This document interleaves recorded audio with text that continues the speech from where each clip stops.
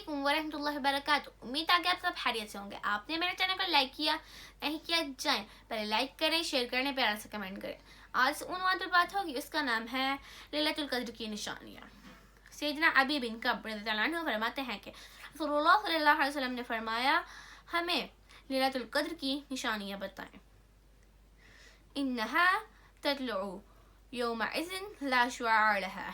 इस रात के बाद होने वाली सुबह को जो सूरज निकलता है उसकी शुआएं हल्की होती हैं। रसूलुल्लाह सल्लल्लाहु अलैहि वसल्लम ने फरमाया, यानी जब चाँद निकलता है तो बार्स इल्मा का कहना है इसे ऐसी होता है कि जैसे बड़े थाल की किनारों का होता है। इस रात में इंतहाई इत्मीनान मस्कून होता है। इस रात ना ज़्यादा गर्मी होती है और ना ही ज़्यादा सर्दी होती है। इस रात आसमान रोशन और साफ सुथरा हो जाता है। लैलतुल क़द्र की दुआ।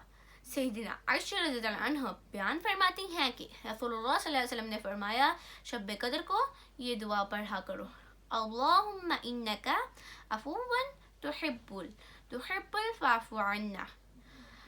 अन्नी, ए अल्लाह तू माफ़ करने वाला है, माफ़ी को पसंद करता है, बस मुझे माफ़ कर दे।